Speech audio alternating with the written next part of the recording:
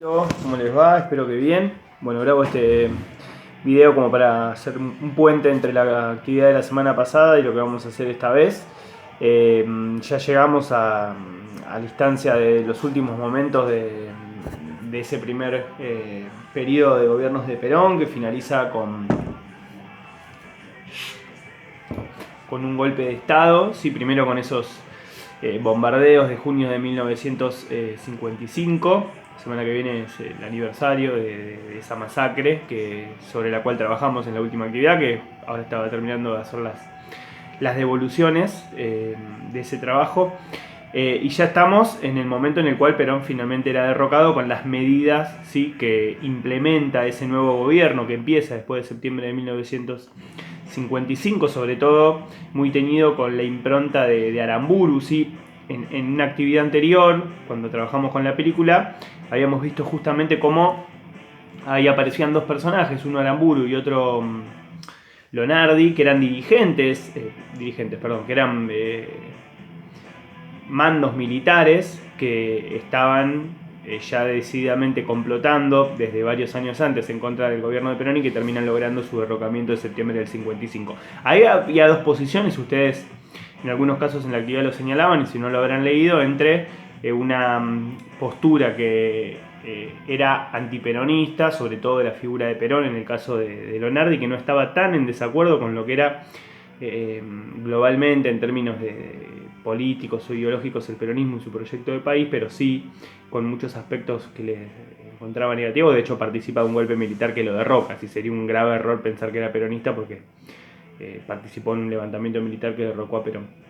Sin embargo, no tenía una postura tan marcadamente antiperonista como si la tenía Aramburu, que va a ser quien se impone y quien queda ejerciendo la presidencia de carácter de facto, ¿sí?, en una dictadura a partir de noviembre del 55. ¿Qué sucede a partir de ahí? Una política que va a tener como principal objetivo, y en algunos casos lo señalaban en la actividad, la idea de la desperonización del país, ¿sí?, montado en el argumento de, y esto es un poco lo que veníamos trabajando, de cierta idea de que el peronismo parecía ser la expresión de un totalitarismo en Argentina, una dictadura, estaría justificado a partir de eso el derrocamiento de ese gobierno y la implementación de una situación política nueva, ¿sí? Eso es un poco el escenario de ese momento y insisto con esto, el argumento sobre el cual se lleva adelante el derrocamiento de Perón.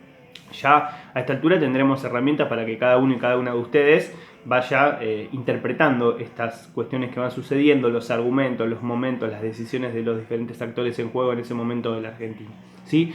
En concreto, lo que empieza ahí, como les decía, es un periodo de desperonización que se juega en el plano político, por ejemplo, con un decreto que proscribe la participación del peronismo en política, se prohíbe inclusive la posibilidad de nombrar a Perón y a Eva en público, y otra serie de medidas que atentan contra el derecho de una fuerza política de participar en la vida política y pública de un país, fuerza que era gobierno hasta septiembre del 55. Por otro lado, una serie de medidas que apuntan al plano económico, ¿sí? De alguna forma se empieza a desestructurar, desarmar todo el andamiaje de estructura económica que se había construido desde el peronismo, con una fuerte, sobre todo caracterizado por una fuerte intervención del Estado. La idea de esas tres banderas que veíamos de justicia social, de independencia económica y de soberanía política, sobre la cual se sustentaban las diferentes decisiones que se tomaban durante el peronismo, de alguna forma se van desarmando y se le empieza a dar una reorientación a la política económica de Argentina, en la cual va a empezar a tener cada vez más una participación, un lugar de preponderancia el sector privado respecto del sector público o estatal. Si es un poco el desplazamiento que va a empezar a darse. Todo eso implica, en lo concreto, medidas que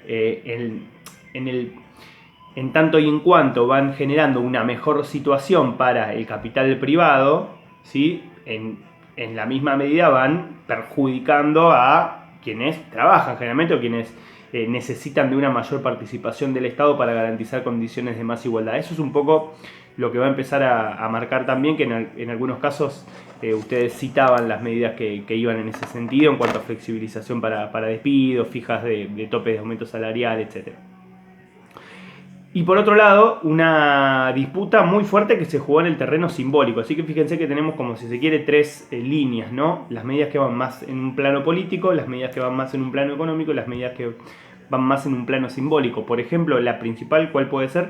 Lo que tuvo que ver con el secuestro o profanación del cadáver de Eva Perón. Esa quizá fue la más significativa como para dimensionar el carácter de cierta revancha, de cierta reacción que tiñó mucho a esos años que empiezan con ese golpe militar del 55 y que van a continuar con esa dictadura que se va a prolongar hasta el año 58, ¿sí?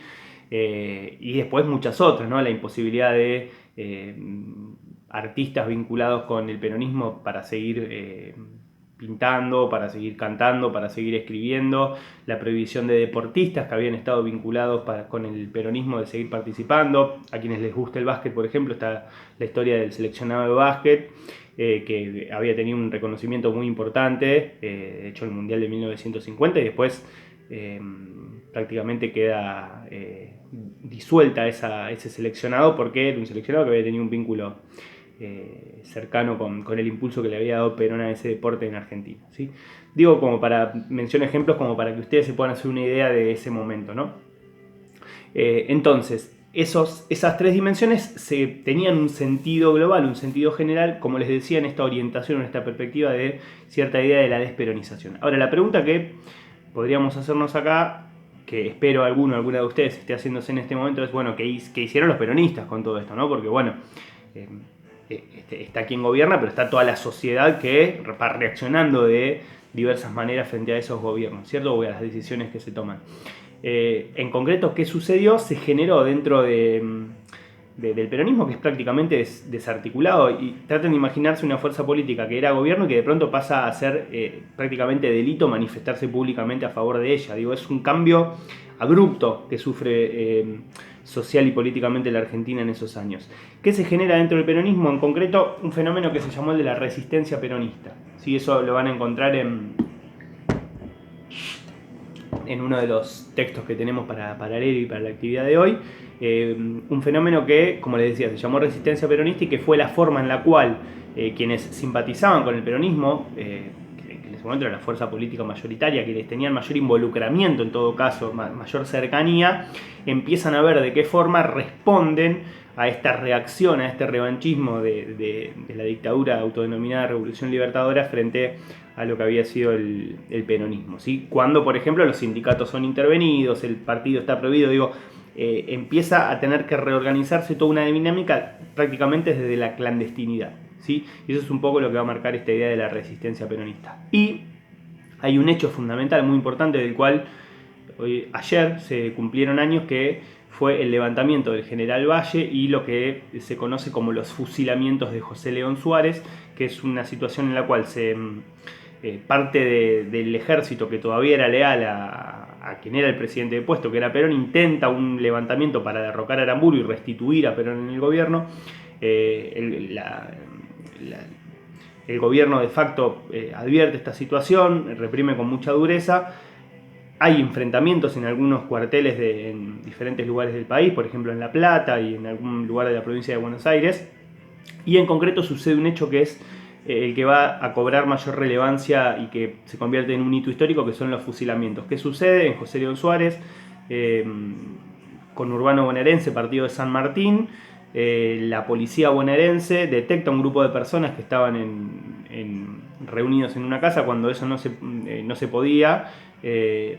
No se podía porque se dictó la ley marcial a las 0 horas. La ley marcial establece que las personas no se pueden reunir, es decir, que queda el país bajo legislación militar, ¿sí?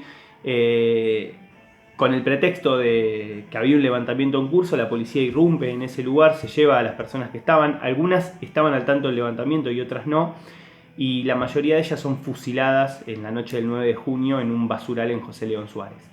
¿Por qué es un hecho tan relevante este? Primero porque se produce fusilamiento de 17 personas en el contexto de una situación particular con la gravedad que ello implica. Pero sobre todo porque es un hecho que permaneció oculto hasta que Rodolfo Walsh, un periodista argentino que desapareció durante la última dictadura, se encarga de investigarlo. Él, en diciembre del 56, tomando una cerveza en un bar, alguien le dice: alguien le dice, perdón, hay un fusilado que vive. Y esa frase a Walsh, que era periodista, le hace un clic y dice, ¿cómo puede ser que haya un fusilado que viva? Se sabía que había habido fusilamientos en José León Suárez, se los había mencionado como parte del levantamiento que se había producido en contra de ese gobierno, o sea, leales a Perón, que se habían levantado para intentar restituirlo en el gobierno, pero de pronto se encuentra este periodista con la idea de que alguien que estuvo ahí sobrevivió. Empieza a hacer una búsqueda periodística que es reconocida no solo en Argentina, sino a nivel mundial por lo que significó, y termina haciendo ver que había sido un fusilamiento en el cual habían personas que participaban de ese levantamiento, personas que no, que se había hecho fuera de todo marco legal, inclusive de la misma dictadura de Aramburu, con lo cual eso genera una repercusión política muy importante. Los diarios no tienen mucho interés en publicarlo en ese momento, hasta que Walsh consigue que se publique y después termina formando parte o termina presentándose en un libro que se llama Operación Masacre, que además, y esto ya me meto en el terreno literario, inaugura una manera nueva de narrar el periodismo, que es la no ficción, que probablemente durante el año en lengua y literatura lo vean, ¿sí? Con lo cual, como para cerrar esto que mencionaba, ¿sí? Sucede un gobierno que empieza con una fuerte impronta de carácter de reacción frente al peronismo, toda esa serie de medidas que veníamos mencionando, surge la resistencia peronista y hay un hecho puntual, específico y concreto, que es el que sucede la noche del 9 de junio de 1956 con ese levantamiento y los fusilamientos. Esa es la situación social y política en Argentina. Van notando que todo se va poniendo cada vez más espeso, cada vez más violento en el sentido fuerte del término, y de alguna forma, y esto lo voy insistiendo, esta situación de violencia creciente va a marcar la vida política de Argentina desde estos años 50 y en lo que queda, ¿sí? Bueno, cerramos por hoy y les dejo este video con la actividad. Chau.